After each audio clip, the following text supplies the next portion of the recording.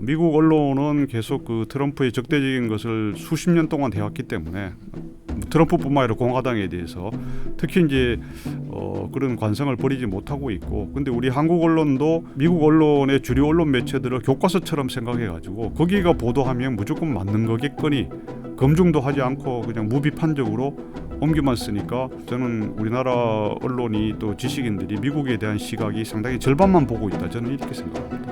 폴리티컬 커렉트니스나 이 워키즘, 깨어있는 시민을 주장하는 사람들이 그냥 이걸 권장을 하면 좋아요. 권장을 하면 좋은데 지금 민주당 사람들 오바마 8년 바이든 4년 동안 하면서 어떻게 되냐면 이거를 법안으로 강제화하고 있어요. 그 60대 이상하고 백인 여성들을 제외한 거의 모든 성과 나이 연령대에서 트럼프 지지가 그 공화당 지지가 다 늘었습니다. 이거는 미국 사람들 전체가 이거 민주당이 주장하는 이런 거에만 계속 매몰돼 있다가는 사회 전체가 망가진다. 네, 각 분야 전문가들을 모시고 그분들의 인사이트를 살짝 몰래 들어보는 신과 대화 시간입니다. 요즘 뭐 많은 주제와 이슈들이 있습니다만 저는 앞으로 1년 후의 미래를 잠깐 보고 올 수 있다면 뭘 보고 올래라는 질문을 누군가부터 받는다면 저는 뭐 고민하지 않고 1년 후에 미국 트럼프 대통령은 무슨 일을 하고 있는 겁니까 도대체 라고 생각을 할 만큼 많이 궁금하기도 하고, 뭐 지난 4년간의 임기를 겪어보긴 했습니다만 또 재선을 생각하는 대통령 1기와 더 이상의 임기는 없는 2기는 또 많이 다를 수도 있고, 또 그 사이에 많이 생각도 바뀌었고 환경도 바뀌었을 것 같아서 참 궁금합니다. 미국이라는 나라, 특히 미국 대통령이 우리나라에 미치는 영향이 참 지대하기도 하고, 특히 또 중국에 미치는 영향이라는 게 어찌 보면 그 여파를 우리나라가 더 세게 받기도 하고, 그렇다 보니 전 세계 어느 나라들보다 우리는 트럼프에 대해서 더욱 궁금해하고 있는데요. 이 부분에 대해서 깊은 안목으로 우리에게 설명을 해주실 만한 좋은 저서와 인사이트를 갖고 있는 분을 또 모처럼 잘 찾아서 여러분께 소개해드리게 돼서 저도 기쁩니다. 서울시립대의 송의달 교수님 모셨습니다. 어서 오세요. 네, 반갑습니다. 네, 마침 저 신의 개입이라는 책을 쓰셨는데 민주당이 됐으면 즉 그렇죠. 그 당시에 바이든이 이제 그 사퇴하고 나서는 해리스가 됐으면 어쩔 뻔했나 하는 생각이. 책을 거의 폐기했어야죠 이제. 그래서 그런데 이제 이 책에서 그 크게 4개 부로 나눠져 있는데요. 네. 그 뒷부분 중에서 한 부가 왜 이렇게 트럼프가 인기를 모으고 있는가, 뭐 트럼프 또는 이 트럼프 현상, 트럼프주의가 인기를 모으고 있는 이유를 한 챕터가 아니라 한 파트로 한 7, 8개의 장으로 썼습니다. 예, 오늘은 뭐 그 책에 대한 내용보다는 아무튼 최근에 이 트럼프 관련한 뉴스들이 계속 빠르게 흐르고 있는데 이걸 어떻게 좀 분석할지에 대한 질문을 좀 먼저 드리겠습니다. 최근에 뭐 그 트럼프 진영의 인선과 관련한 이야기들이 주로 많이 나오고 있고, 미국의 주류 언론들은 진짜 트럼프 미워하는구나라는 생각은 들 만큼 비판적인 보도를 쏟아내고 있는데 어떻게 봐야 돼요? 그러니까 대선 전에도 트럼프 안 될 거야 뭐 해리스가 앞서고 있어라는 보도를 보고 우리는 꽤 많이 신뢰했다가 이번 선거 결과에서도 다르게 나왔잖아요. 그래서 요즘 나오는 보도들을 어디까지 믿어야 되는 건지, 또는 그렇다고 무시할 수도 없고, 어떻게 바라보고 계십니까? 미국 주류 엘리트 언론 매체들, 뉴욕 타임스, 워싱턴 포스트, 뭐 월스트리트 저널, 또 CNN 이런 데가 이렇게 민주당 편을 드는 건 사실 어제 오늘의 일이 아닙니다. 뉴욕 타임스 같은 경우는 1960년부터 지금까지 64년 동안 계속 일관되게 민주당만 했습니다. 그리고 올해도 당연히 카말라 해리스를 공개 지지했고, 또 수시로 사설에서 투표를 해라. 단 트럼프를 종식시키기 위해서, 끝장내기 위해서. 야, 이거 뭐 그런 사설을 그 지면으로도 쓰고 인터넷에는 계속 프론트 화면에 잘 띄워놨었어요. 우리가 보면 야, 이거 뭐 민주당 당보야? 뭐 어느 당이 그렇게 써도 이상한 건데. 그렇죠. 사실은 뭐 우리나라 같았으면은 그 언론사 문 닫으라고. 어느 쪽이든지 편파적인 거니까. 언론 학자들이나 시민들이 가만히 있지 않을 정도일 것 같습니다. 근데 미국에서는 거기에 대해서 그냥 있고 그래도 특별한 뭐 표현의 자유를 인정해서 그런지 그렇고 어. 뭐 그런데 갤럽이나 퓨 리서치 센터 이런 데서 여론조사를 해보면은 미국 언론에 대한 신뢰도가 과거에 한 90년대에는 한 60% 정도 됐었습니다. 네. 지금은 이제 한 30%밖에 안 되고요. 더 그런 것은 자기가 공화당 지지자, 공화당 성향이라고 하는 사람들은 미국의 언론 매체에 대한 신뢰도가 11%밖에 안 됩니다. 작년 조사에 의하면은. 제가 기본적으로 우리한테 제가 많이 불리하다 이거죠. 이 책에도 썼습니다. 아예 자기들은 신뢰를 안 한다는 안 믿는다. 겁니다. 네. 그런데 이제 이것이 트럼프가 이번 대선에서 거의 압승을 했지 않습니까? 전국 투표 지지율에서도 50%가 넘었고 연방 상원, 연방 하원 그리고 주지사, 주의회 선거에서도 다 다수당이 됐어요. 7개 경합주는 물론이고 사실 이렇게 이 전면적인 승리 그래서 뭐 레드 스윕이니 진짜 뭐 압도적인 승리라고 할 수 있는데 붉은색 물결로 그런데도 불구하고 이 미국의 주류 언론 매체들은 이제 계속 그 자기들의 반 트럼프, 반 공화당의 그것을 바꾸지 않고 있죠. 예를 들자면은 저는 피트 헤그세스 이번에 이제 44살 국방장관 됐지 않습니까? 예. 뭐 폭스뉴스 진행을 하고 그런데 예. 그 사실 우리나라 언론에서도 그걸 뭐 어떻게 보면 좀 심하게 말하면 뺏겨서 그 피트 헤그세스가 뭐 또 육군 소령 출신이고 이 사람이 무슨 자격이 있느냐.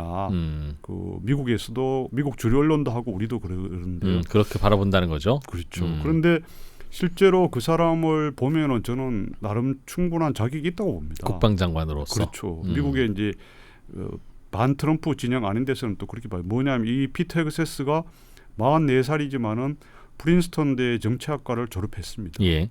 그리고 그때부터도 미국에 대한 애국심 이런 게 강해서 직접 이라크, 아프가니스탄 전쟁에 자원해서 갔어요. 그 정치학 공부만 하면서 그 군복무를 피한 게 아니고 예. 자기 이거는 현실에서 2001년에 9.11 테러 이걸 보면서 이래서는 안 되겠다. 내가 현장에 가서 직접 하겠다 그래서 아주 열심히 또 전투에 그냥 피해 다닌 것도 아니고 해서 동성 무공훈장, 브론즈 메달 이걸 2번이나 받았어요. 예. 그리고 그 물론 소속은 뭐 육사나 이런 건 아니지만 주 방위군 활동을 하면서 현장에 가서 이렇게 하고 근데 거기에서도 군대에서도 강력하게 이렇게 하자 뭐 이런 활동을 했는데 어쨌든 그 군대하고 조금 그게 마찰이랄까 이게 조화가 되지 않아서 소령으로 예편을 했습니다. 그러나 이제 군사 국방이 사실 지금 바이든 정부나 오바마 정부 때부터 이런 동성애라든가 성소수자, 성전환자 이걸 우대하는 바람에 네. 지금 미국 군인들 보면은 무지갯빛 군인이 돼 있습니다. 아, 그 뭐냐면 거의 오합지졸이라고 표현. 그렇죠. 어떻게 보면 다양한 중성화된 중성 있지 않습니까? 남성 여성이 아닌 중성. 그렇죠. 민주당 자체가 남성 여성 이외에 제3의 성, 제4의 성, 제5의 성이 있다고 그 당 정강 정책에 그렇게 해놓고 있습니다. 뭐 그러다 보니까 자기는 이 피트 헤그세스가 갈등을 빚고 나온 것은 군대는 이래서는 안 된다. 남성 중심의 이 강력한 그 군대 문화가 있어야 되는데 이렇게 여성화되고 중성화되고 예를 들어 동성애자가 장군이 되고 대령 뭐 연대장이 되고 이런 거예요. 또 성소수자가 또 우대받고 거기에서 그래서 그런 거 갈등을 빚다 나와서 연방 하원 의원 선거 출마하다 떨어지고 그래서 이제 연방 그 폭스뉴스 진행자 하는데 그 경력이 어땠어요? 그죠? 책도 몇 권 국방에 관한 거 쓰고. 예. 근데 이거를 이제 우리나라 언론도 그렇고 뭐 미국 주류 언론에서는 국방 경험이 없다는 둥, 행정 경험이 없다는 둥 그러는데 또 제가 또 나름 조사를 해봤어요.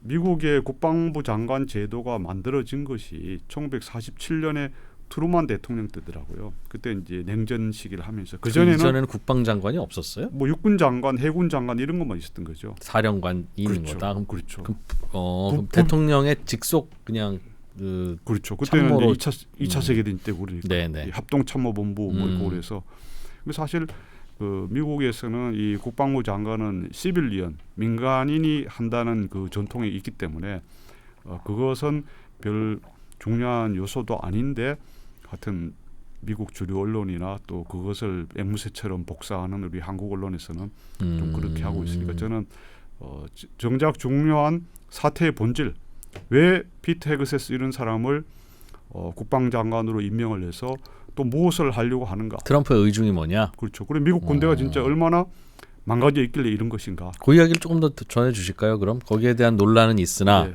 한국이 다소 좀 가볍게 단편적으로 접근하는 거라는 전제라면 예. 왜 트럼프는 뭐 평범하지 않은 그런 인선을 했을까요? 예를 들자면은 그 아까 말씀드린 그 중성화된 예. 그죠 무력화된 이 무지개 색깔의 LGBTQ만 선호하는 그런 그 미국의 이 국방 이 력이 많이 약화됐다 이것도 예. 있고요.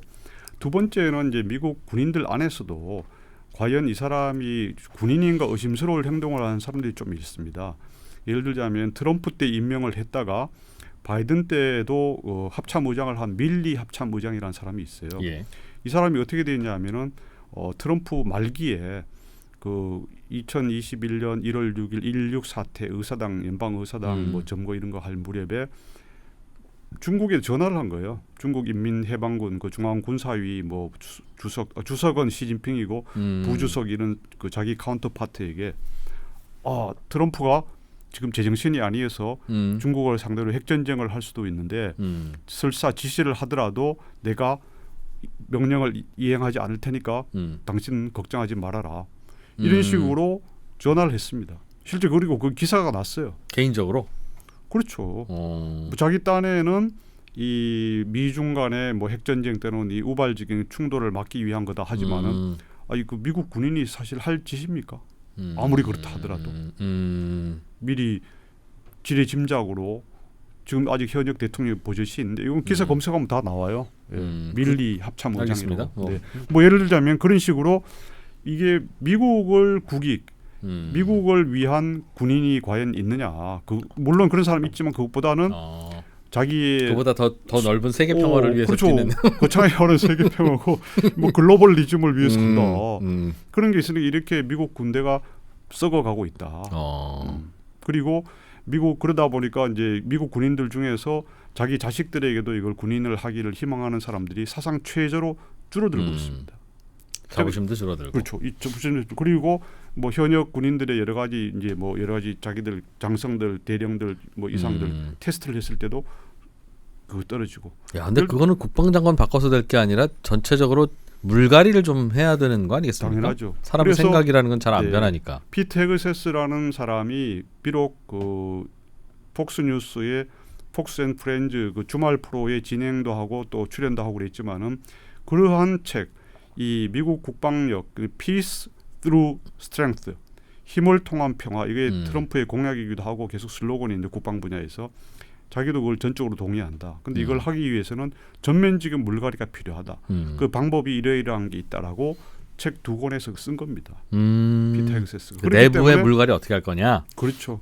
그래서 군대 안에 있는 이른바 political correctness 또는 이 워키즘 뭐 깨어 있는 뭐 이걸 소수자만 배려하는 이런 것 DEI 문화 거기에 물든 장성들이나 또 미국의 국가 이익보다는 거창하게 말한 세계 평화나 인류애니 이런 거에 사로잡혀 가지고 미국보다 다른 나라를 더 우선하는 사람들 아까 말한 밀리 합참의장 이런 사람들은 속건해야 된다. 그러게 그렇게 한 거죠. 근데 이제 트럼프 입장에서는 같은 비슷한 또래의 60대 장성 출신들을 하면은 안 된다는 거죠. 개혁이 안 된다. 안 된다는 거죠. 젊어야 된다 첫 번째. 그리고 계급이 낮더라도 거기에 대한 투철한 의식이 있는 사람을 해야 된다. 뭐 그렇기 때문에 저는 피트 헤그세스를 임명을 했는데 군인들 물갈이를 좀 필요로 했다는 거군요. 숙정이죠. 그죠? 숙정 또는 물갈이가 필요하고 그래서 이런데 자기 트럼프의 생각에 동의하고 이런 사람들로 해야 미국 군대가 진정으로 강해진다. 그런 소신에서 한 거죠. 그렇군요. 예를 들면 이제 그런 것이 트럼프의 인선을 우리가 좀 다시 해석을 그렇죠. 좀 해봐야 되는 사례다. 그렇죠. 그래서 저는 이제 질문에서 다시 대답한다면은 그 미국 언론은 계속 그 트럼프의 적대적인 것을 수십 년 동안 해왔기 때문에 트럼프뿐만 아니라 공화당에 대해서 특히 이제 그런 관성을 버리지 못하고 있고, 근데 우리 한국 언론도 미국 언론의 주류 언론 매체들을 교과서처럼 생각해가지고 거기가 보도하면 무조건 맞는 거겠거니 검증도 하지 않고 그냥 무비판적으로 옮겨만 쓰니까 저는 우리나라 언론이 또 지식인들이 미국에 대한 시각이 상당히 절반만 보고 있다. 저는 이렇게 생각합니다. 민주당적 시각에 아직 사로잡혀 있어요.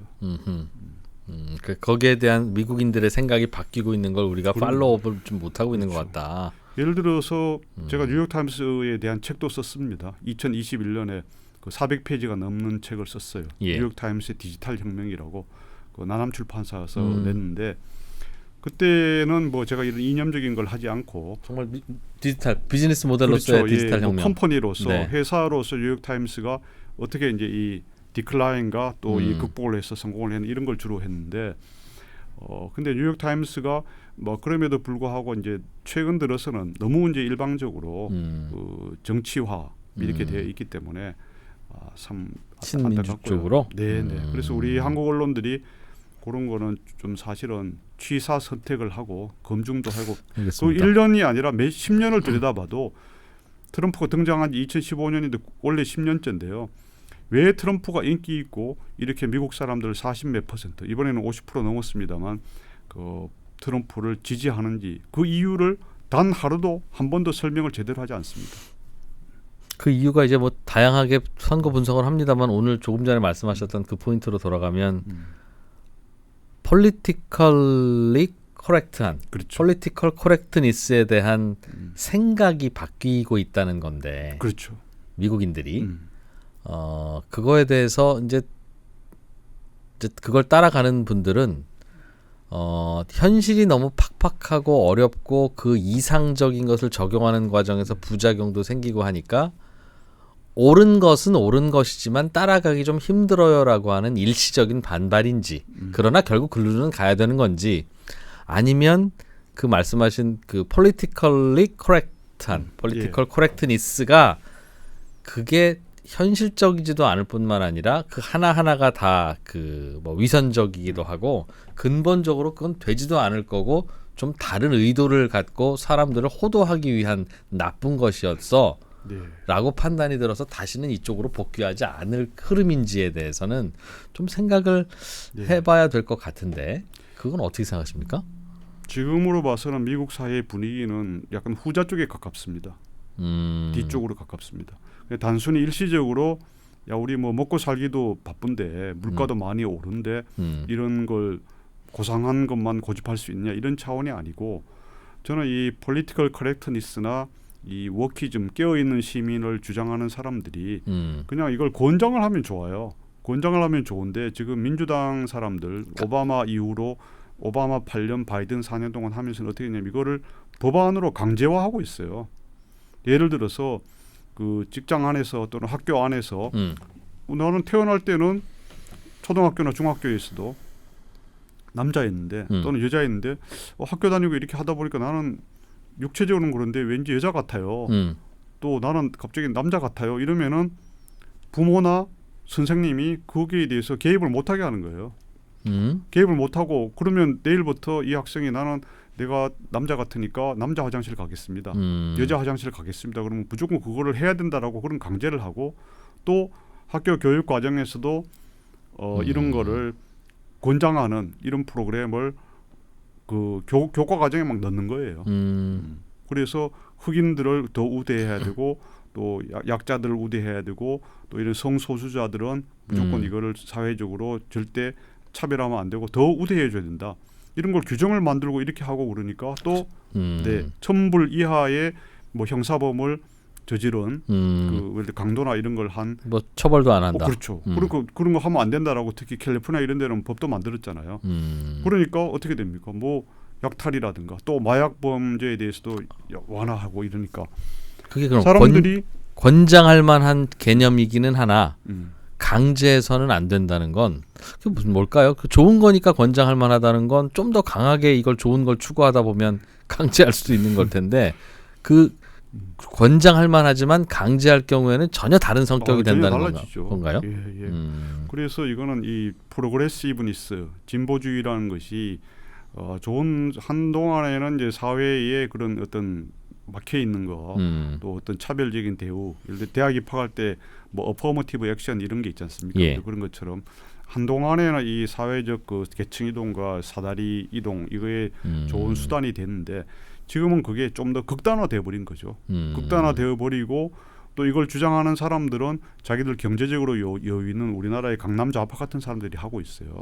그러니까 최근 이번 올해 11월 대선에서 보면은 20대 청년들에게서 남자 여자 공이 대체로 이 트럼프에 대한 지지가 팍 늘었어요. 그리고 그 60대 이상하고 백인 여성들을 제외한 거의 모든 성과 그 나이 연령대에서 트럼프 지지가 공화당 지지가 다 늘었습니다. 이거는 뭐냐면 미국 사람들 전체가 야 이거 그 좌파라기보다 민주당이 주장하는 이런 거에만 계속 매몰돼 있다가는 사회 전체가 망가진다. 예를 들어서 그런 성소수자를 계속 강조하면 어떻게 됩니까?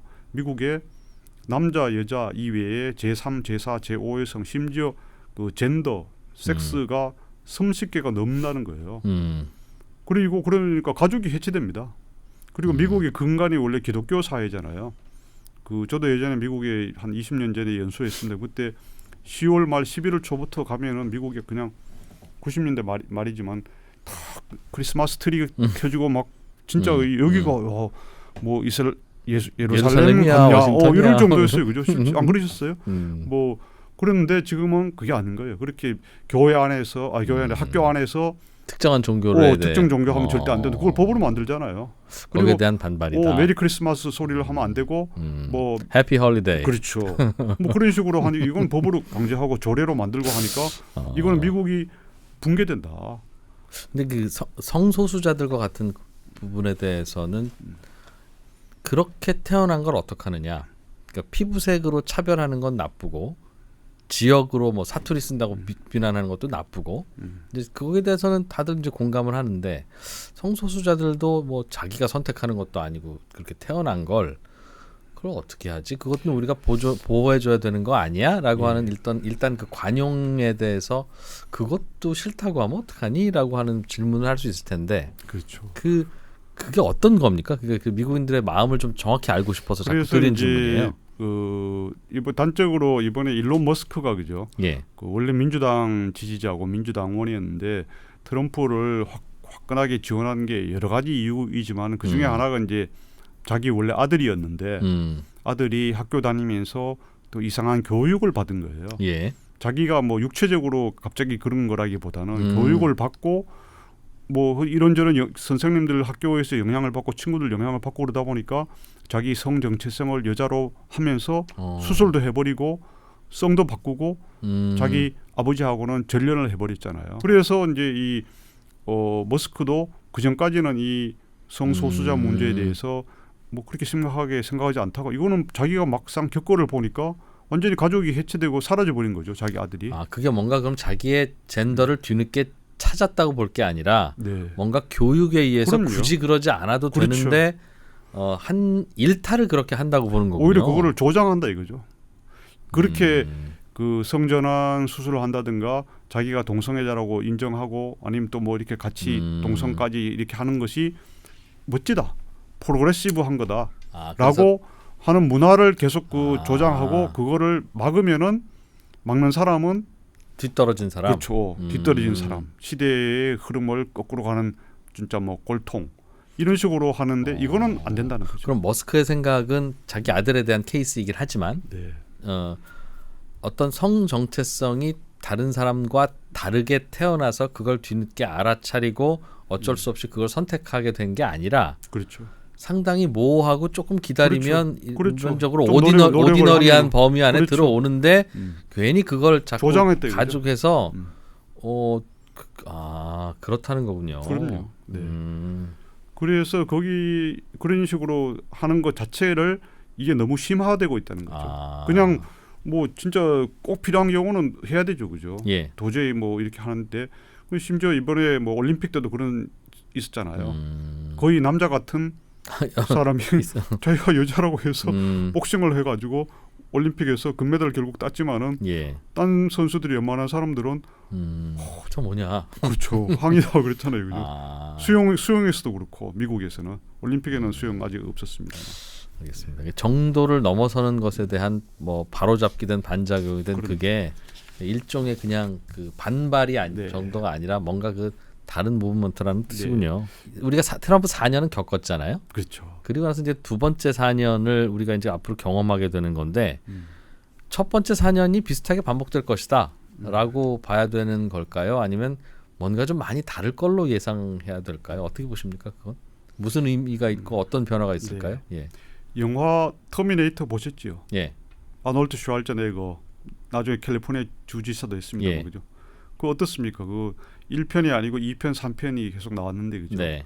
거기 1편 끝날 때 되면 거의 왕창 무너져서 거의 뭐 부서져 버렸다가 I'll be back. 그죠? 예, 다시 돌아오잖아요. 저는 사실 트럼프가 그런 케이스라고 봅니다. 그 2020년 11월 대선에서 패하고? 사상 최대의 득표를 했음에도 불구하고 패자로서 또 이 패배하고 나갈 때만 해도 트럼프가 컴백하리라고 거의 아무도 예상 안 그렇죠. 했잖아요. 그렇죠. 그게 제도적으로 되기는 돼라고 물었죠. 그렇죠. 그리고 그때 왜냐하면 뭐 연방 하원에서 두 번이나 탄핵 소추를 당하고 또 그때 21년 1월 16 사태까지 해가지고 그냥 뭐 손가락질 당하고 미국의 예. 민주주의를 파괴한 진짜 이 천하의 몹쓸 놈 해서 거의 쫓겨나다시피 나갔는데 그런데 다시 돌아왔지 않습니까? 그 얼마나 한이 맺혔겠어요. 돌아왔는 예. 뿐만 아니라 압승을 거뒀어요. 예. 단 2달 만에 공화당 대선 후보로 확정이 됐잖아요. 니키 헤일리, 뭐 디샌티스 다 꺾어버리고. 근데 그 2달 만에 그 대선 후보가 되는 것도 미국 거의 20세기 이후로 가장 최단 기일이었어요. 우리가 보기에는 가장 최악의 후보가 그렇죠. 가장 빠르게 후보로 네. 옹립되는. 그렇죠. 그래서 저 말씀은 이렇게 이제 이 트럼프 4년의 일기를 겪었지만 또 4년 동안의 와신 상담, 이제 얼마나 고초를 겪었습니까? 형무소도 가고 머그샷 찍고, 그죠? 그 4개 형사범으로 기소가 되고 실제 재판도 받고 또 뭐 범죄 혐의는 90개가 넘고 나중에 또 좀 줄었지만은 이런 온갖 수모와 고초를 겪고 다시 히스토릭 컴백을 했어요. 진짜 역사적으로 거의 있을 수 없는 132년 만에 진검다리 대통령이 왔는데 예. 그 트럼프의 마음이 어떻겠습니까?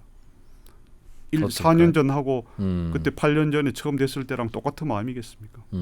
나이도 물론 8살 더 들어서 78세 지금 내년에 79세인데 그래서 트럼프의 각오와 이거는 트럼프 2.0은 트럼프 1.0보다는 몇 배 더 강하고 더 신속하고 더 과감하게 저는 나올 거다 이렇게 봅니다. 여론을 더 덜 신경 쓸 거다.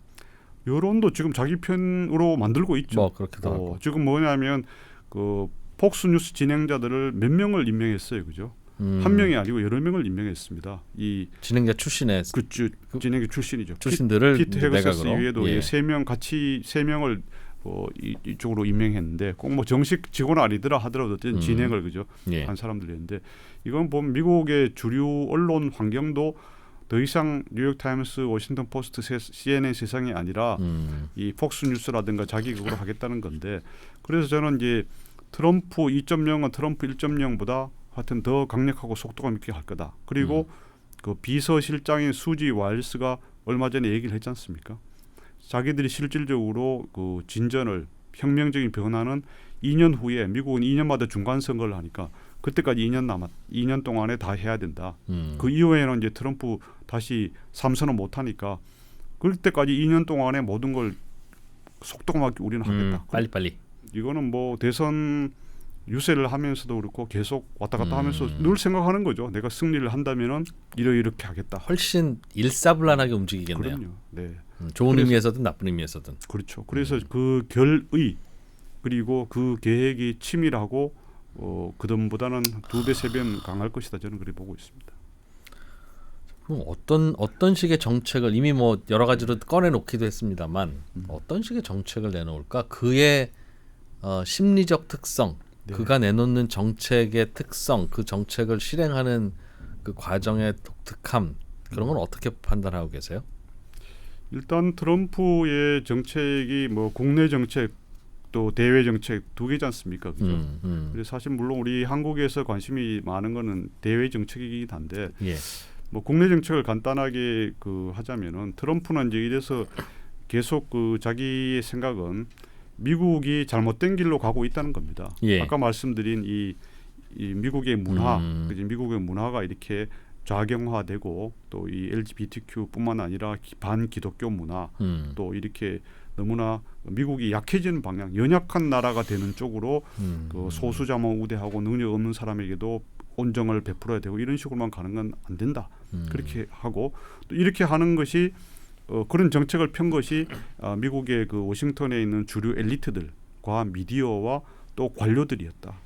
그리고 자기 같은 이것을 개혁해야 한다고 바꿔야 한다고 주장하는 사람에 대해서 계속 정치화돼서 탄압을 한 법무부라든가 검찰, FBI 이런 게 한통속이다. 그래서 트럼프하고 공화당 사람들이 이것을 딥 스테이트라고 합니다. 딥 스테이트. 이 딥 스테이트를 해체해야 된다. 이걸 해서 복수를 주장하는 겁니다. I am your retribution. 나는 당신의 응징이다. 그죠? 당신을 대신해서 응징한다. I am your warrior. 나는 당신의 전사이다. 이걸 이제 자기들 지지 집회에서 그런 얘기를 많이 하고 실제 티셔츠에도 그런 거 막 붙이고 그래요. 근데 그 트럼프 지지자들은 그 열광합니다. 미국의 그 국가 부채, 내셔널 데트는 35조 달러는 지금 36조 달러가 거의 다 됐고 거의 100일마다 1조 달러씩의 적자가 늘고 있지 않습니까? 예. 미국은 약한 나라, 빚더미 나라가 되게 만드는 이 딥 스테이트들을 척결해야 된다.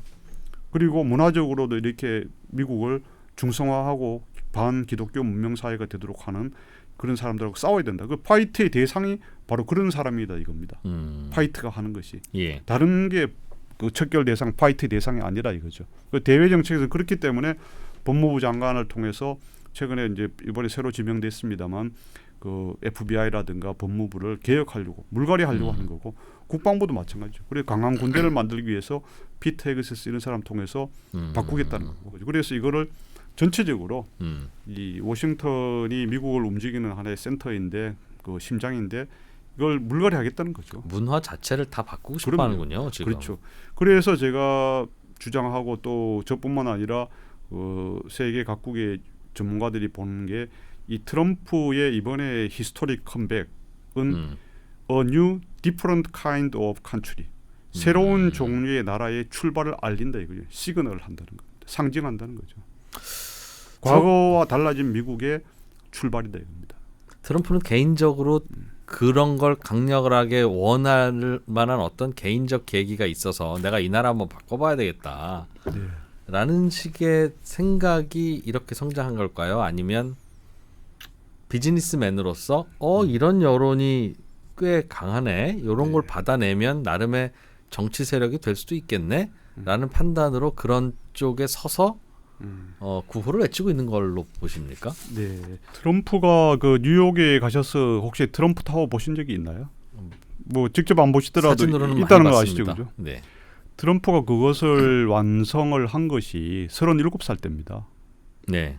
그 3년 정도 지었으니까 34살에 착공을 해서 그 말은 뭐냐면 25살부터 그 와튼 스쿨 졸업한 이후로 군대를 안 갔으니까 그 사업을 해가지고 30대 중반 또는 늦어도 후반에 자기 개인과 가족과 이 사람 먹고 살기에 충분한 걸 다 모아놨어요. 다 이뤘다는 얘기죠. 다 이뤘죠. 예.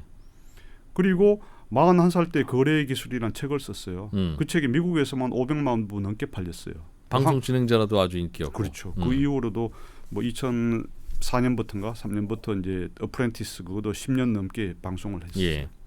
트럼프가 돈이 없어서 또는 유명세가 없어서 셀럽이 아니어서 정치를 한 게 아닙니다. 뭐냐면 트럼프는 그때 1987년 9월에 뉴욕타임스, 워싱턴 포스트, 보스턴 글로브 미국 동부의 3대 일간지에 자기 돈, 개인 돈 98,000달러인가 거의 10만 달러를 내서 의견형 광고 에드버토리얼을 실었어요. 그때 뭐냐면 미국이 이렇게 세계 그 강대국이라고 하면서 왜 그때만 해도 사우디아라비아가 돈 많이 벌었으니까 사우디아라비아, 일본 같은 이런 부자 나라를 위해서 중동에 툭하면 항공모함을 상주시키고 또 주일 미군 그런 데 공짜로 다 해주고 하느냐. 우리 외교 정책을 바꿔야 된다. 미국 안에는 이렇게 노숙자도 많고 힘들어하는 중산층 서민들이 많은데 그런 지원을 다 줄여야 된다. 그런 얘기를 했어요. 그 의견 광고를. 근데 사실은 자기가 뭐 더 돈 벌고 싶으면 그런 거 하겠습니까? 그 트럼프의 진짜 모습을 우리가 알아야 된다 이겁니다. 트럼프 진짜 모습은 뭐냐 그러면은 자기가 엄청난 비즈니스맨으로 부를 모았고 그때 2016년 취임할 때만 해도 재산이 뭐 수조 원이 된 사람인데 6조 원 정도 된 사람인데 이 사람은 의외로 미국에 대한 애국심이 아주 가득 찬 사람이다. 저는 그렇게 보는 겁니다. 이미 계속 하고 싶었던 일이었다 이게. 그럼요.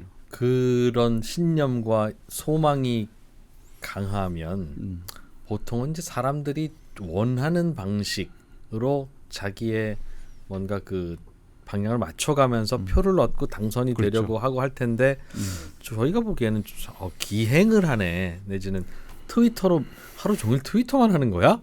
일은 안 하고? 그렇죠. 라고 할 정도로 분량도 많고 부지런은 참 부지런하시구나 하는 생각은 들지만 야, 좀 저러면 사람들이 싫어할 것 같은데 굳이 저렇게 해서 표를 잃는 이유가 뭐야? 할 만큼 좀 독특했어요. 독특하죠. 그건 왜 그런 것 같습니까? 자기 성격 못 이겨서 그래요? 그것도 일종의 전략일까요? 아니면 뭘까요? 그래서 이제 우리 뭐 대표님 말씀하신 대로 트럼프가 별종의 인간입니다. 별종의 인간이고 그리고 제가 이제 미국과 세계 정치는 트럼프 이전과 트럼프 이후로 나눠진다 이런 표현도 책에서 썼습니다만은 저는 그걸 진짜 가장 극적으로 상징적인 게 트럼프라 보고 트럼프는 사실은 산전수전 공중전 해상전까지 다 겪은 사람입니다. 예. 이런 정치인이 없습니다, 사실은. 그 이전에 할 거 다 해봤던.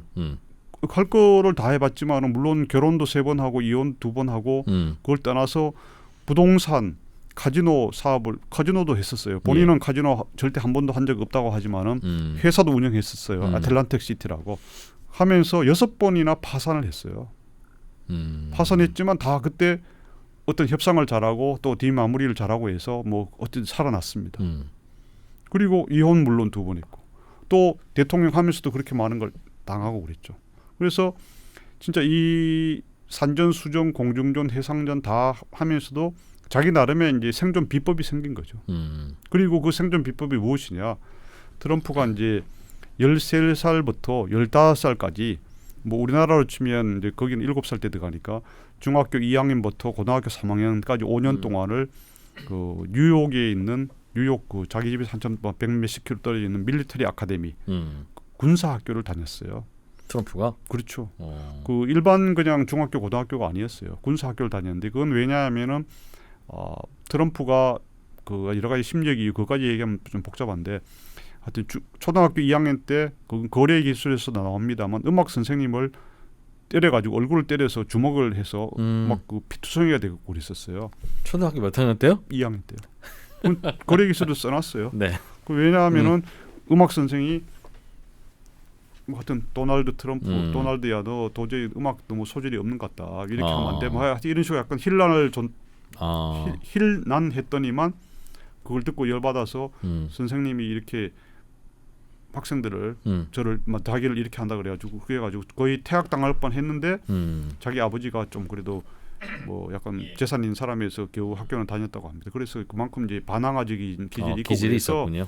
그래서 밀리터리 아카데미를 보냈는데 거기가 이제 옛날이잖아요. 뭐 1950년대 후반 이때인데 60년대 초 얼마나 또 뭐 신고 문화도 세고 폭력이 난무하고 뭐 그 남자애들끼리 진짜 셌죠. 그 막 다 군인 제복 입고 학교 다니고 그러는데 기숙사 생활하고 저는 거기에 이제 처음에는 상당히 힘들어할 줄 알았는데 잘 적응을 해가지고 거기에 야구팀 주장도 하고 투수도 하고 그게 또 공 던지고 또 홈런 치고 그래서 그게 처음 자기 평생 처음으로 기사가 난 게 그거라는 거예요. 야구팀 주장으로서. 그것도 뭐 자기 책에도 쓰고 어디 뭐 연설도 했었어요. 그런데 그때부터 이 정글 같은 곳에서 군사학교 내가 살아남는 법을 익힌 겁니다. 그리고 그때 이제 여기에서 절대 약한 모습을 보이면 안 된다. 트럼프가 제일 싫어하는 게 위크니스예요. 강해야 한다. 킬러가 돼야 한다. 자기 또 아버지가 또 그렇게 얘기를 주장을 했어요. 그렇게 계속 교육을 시킨 거예요. 그런데 그 아버지도 술도 안 마시고 그 어떻게 보면 냉혈한인데 프레드 트럼프라고 그 매일 아침 6시에 무조건 나가가지고 뭐 이 부동산 이거 뭐 주택 사업을 했는데 월세 받고 그렇죠. 독촉하고 그렇죠. 그런데 하도 이제 이렇게 하다 보니까 자기 트럼프가 3남 2녀의 둘째인데 그 형은 그 아버지가 하도 막 억압을 하고 네 절대 이 정도 약한 모습을 보면 그 형은 너무 이제 성격이 부들부들해가지고 유약했던 모양이죠. 그렇죠. 유약해서 아버지의 그걸 견디다 못해서 막 알코올 중독이 돼가지고 일찍 죽었잖아요. 그래서 자기는 그걸 보면서 야 저는 나는 형처럼 살아면 안 되겠다. 아버지의 그걸 받아서 아버지와 동일시 해버린 거죠 심리적으로. 그래서 아버지를 닮아서 냉혹한 그게 된 거예요. 그래서 이제 트럼프가 저는 그런 것까지 겸비를 해서 또 25살에 그 이제 워튼 스쿨 부동산학과 졸업한 이후에 그걸 뉴욕에 부동산 하면서 또 많은 걸 경험한 거죠. 그래서 네. 그래서 이게 그런 노하우라든가 이 전략 전술이 그렇게 된 거고 트럼프 자기 다른 책에 보면 아까 말씀드린 세 권 이외에 자기가 30대에도 매일 아침에 6시 또는 5시 반, 5시 일어나서 파이낸셜 타임스 읽고 뭐 읽고 신문 월스트리트 저널 읽고 하여튼 세계적인 전문 그 뭐랄까 고급 신문도 읽고 또 저녁에 밤에는 아리스토텔레스의 고전도 읽고 모두 했다. 그리고 주장을 해요. 예를 들어서 이번에 대통령 선거 당선되고 나서도 보통 같으면 뭐 우리식 생각 같으면 하다못해 샴페인이든 뭐 그 뭐죠 미국 뭐 보드카는 아니고 그 뭐죠 미국의 그 위스키 네. 뭐 버번. 그렇죠. 엄청 뭐 할 것 같죠. 절대 안 마시잖아요. 그 단 샴페인 한 모금도 안 하잖아요. 국가 정상들하고 만났을 때도 그렇고. 그 자기 신념이에요. 자기 절대 그 한 번 하는 순간에 자기는 망할 거다 이렇게 생각하기 때문에. 술보다 더한 행동을 훨씬 많이 하는 것 같으면서도 술조차 안 먹는 저건 뭐냐. 주, 색, 잡기 예. 중에서 색만 하는. 색만 색해도 깨끗한 것이 깨끗은 아니지만 뭐랄까 다 돈을 주고 깨끗하게 이혼하잖아요. 마무리하니까. 그러면 제가 질문드린 그 트럼프의 좋게 말하면 독특함, 나쁘게 말하는 분들은 터프함, 정신없음 혹은 뭐 그런 것들은 그 현실 세계의 수많은 경험에서 만들어진 그럼요. 본인의 가치관이다. 고상하고 뭐 그런 게 중요한 게 아니라 그렇죠. 내가 원하는 걸 이루는 게 중요한 거야. 그렇죠. 라는 것을 그냥 행동에 자연스럽게 반영한 거다. 그렇죠. 그래서 이제 그런 트럼프가 이제 정치 입문하기 전에 그런 경험을 쭉 해왔고 말씀드린 대로 87년 9월에 그런 거를 자기 돈 10만 달러 가까이를 들여서 광고를 낼 만큼 사회 문제에도 자기 혼자 고민만 하거나 자기 혼자만 먹고 사는 게 아니라 민간이 사회적 동물이잖아요, 그죠? 그래 보니까 미국이 너무 이상하게 되고 있네. 그리고 내만 잘 사는 게 아니라 미국의 서민들 중산층은 이렇게 힘들어하네. 이런 걸 보면서 점점점 정치에 관심을 가졌어요, 사실은. 그래서 처음에는 민주당에 어필하다가 그 워낙 뉴욕 자체가 민주당 세력이 지금도 그렇지만 강하니까 그러다가 또 로스페로 이런 사람 하는 개혁당 리폼 파티도 갔다가 또 왔다 갔다 하다가 당적을 5번 바꿔서 나중에 공화당이 된 거예요. 그래서 이거는 트럼프가 개인의 행복 또 가족의 뭐 번영, 번창, 상속 이런 것 이외에 미국이라는 나라 또 세계에서의 미국의 역할 또 다른 나라와의 미국의 관계 이런 데 대해서 의외로 깊은 문제의식을 가지고 책을 쓴 걸 한번 보시면 돼요. 다 도서관에 뭐 시립도서관 뭐 구청 도서관 다 있는데 빌려서 읽어보면은 나름 생각이 깊다. 나름이 아니어서 진짜 깊은 거죠. 그래도 사람인데 트럼프도 단점도 있지 않겠어요. 송 교수님 보시기에 트럼프 이 친구가 이런 저평가된 부분도 있고 우리가 모르는 부분도 있긴 하나 내가 보기에도 이건 좀 문제야. 이게 트럼프를 망치면 망칠 거야 라든가 내가 트럼프의 뭐 아버지라든가 친한 친구면 이거는 좀 고치라고 하고 싶은데 이건 내가 생각해도 좀 이상해 하는 점은 없습니까? 지금은 78세고 예. 그 전에 4년 전은 74세였지 않습니까? 예, 그랬겠죠 당연히. 그렇죠. 그때 이제 나이 그리고 이제 트럼프 말기 2020년 이때 이제 마지막 4년 차에 이제 보면서 느낀 것은 트럼프가 이제 그때 특히 코로나 터지고 나서 그 미국 경제도 많이 좀 흔들리고 또 사망자 사상자도 많이 나오고 상당히 힘들었잖아요. 그죠? 그러니까 트럼프가 그때 보면은 자기 어떤 중심이라든가 절제력을 잃어버리고 그 약간 좀 뭐 영어로 말하면 인세인 할 정도로 막 그런 걸 행동을 하더라고요. 짜증 났겠죠. 어떻게 해야 될지 그렇죠. 모르고 임기 4년인데 2년을 코로나하고 싸우고 있었으니. 근데 하여튼 처음 한 2년 3년 2년 반 정도는 아주 경제도 괜찮았어요. 생각보다 말은 말폭탄을 했지만은 뭐 성장률이라든가 실업률이라든가 또 고용 이런 게 다 괜찮았는데 물가도 많이 오르지 않고 근데 그걸 겪으면서 자기 감정을 자기 주체를 못 하더라고요. 그래서 자 저런 거 하는 거 보니까 다혈질이다. 2020년 11월 선거 저 쉽지 않겠다. 뭐 물론 이제 코로나 외생 변수가 컸지만은 그런 이제 그것이 뭐냐면 그 결국은 나이 탓이 있지 않습니까? 나이 탓이란 것이 결국은 자기 어떤 많은 실패에도 불구하고 실패를 겪고 자기 나름의 방식으로 성공을 한 거예요, 사실은. 고집이 세구나. 그렇죠. 그게 자기 성공에 대한 확신이 있으니까 딴 사람의 조언을 잘 안 듣는 그런 경향이 있죠. 그거는 참 공통적인 것 같습니다. 그렇죠. 예. 그런 그때 거를 2016년 11월에 대선 됐을 때도 사실은 트럼프 생애 처음 공직선거 출마했잖아요. 네. 뭐 어디 조그마한 주의회나 뭐 어디 시장 선거도 나온 적 없으니까 뭐 군수 선거도 나온 적 없으니까 그런데 그때 워낙 언급결에 된 거예요, 사실은. 그때는 이제 그러다 보니까 이제 사실은 아무런 또 대책도 준비도 없이 없고. 준비도 없이 이렇게 됐는데 지금은 더 어려운 환경에서 됐으니까 더 고집이 세지 않겠어요. 그러네. 사실 그게 무서운 거죠. 아하. 그래서 진짜 트럼프가 뭔가 후퇴하거나 바꿔야 될 때 못 바꿀 가능성이 그렇죠. 좀 있다. 그게 무서운 거죠. 그래서 우리 생각으로 봐서는 야 트럼프 너 생각은 이해가 돼. 너 진짜 미국 그리 우리 뭐 전 세계를 위해서 많이 희생하고 좀 바보짓 내지 호구처럼 해가지고 너 말대로 그래 미국 이제는 좀 약간 정신 차린다기보다 너들 일단 미국 우선으로 하고 잘 사는 그게 맞는 말이야. 우리도 일정 부분 동의해 이러는데 그렇게 할 준비가 돼 있다 하더라도 이 트럼프 자체가 워낙 평생을 그렇게 살아오니까 예. 이걸 어느 정도 해서 맞출 수 있을지 그죠? 그리고 예를 들어 마크롱 이런 사람도 트럼프인데 잘하려고 노력을 많이 했대요. 그 트럼프 일기 때. 네. 근데 마크롱하고는 이 코드가 안 맞아서 결국 이렇게 그렇다면. 근데 마크롱은 이제 얼마 전에 이코노미스트 이런 데 나온 분석을 보니까 예. 프랑스 특유의 이제 잘난 척하는 거 영어로 스노비시라 하던데 잘난 척하고 트럼프가 이제 뭐 정치도 해본 적도 없고 사업가만 하고 그랬으니까 이렇게 하면 안 됩니다. 뭐 이렇게 국제 정세를 이루고 아는 척했구나. 그렇지 아는 마크롱이. 척하고 약간 설교를 하고 그렇게 했대요. 그런 걸 극도로 싫어한다는 거야. 내가 비록 정치는 안 하고 대통령 처음이고 그렇지만은 정치밖에 모르는 자식이. 네가 뭔데? 그래가지고 그걸 코드가 안 맞아서 계속 뭐 메르켈하고도 물론 사이가 더 안 좋았지만은 네. 쟤 마크롱 쟤는 별로 나이도 물론 차이 많이 나지만 상대가 아니야 이러고 반대로 아베는 그래도 아베는 훨씬 정치는 오래 했죠. 나이도 많고 그렇기도 하고 아베는 뭐 그냥 껍벅 다 그냥 그렇죠. 그대 맘대로 하십시오 그렇죠. 그랬죠. 아베는 좀 적었네 그래도 어쨌든 간에 그런데도 불구하고 껍벅껍벅 그랬잖아요. 네. 한 번도 이 일을 제기하거나 트럼프 대통령 이러시면 안 됩니다라는 말을 한 적이 없어요.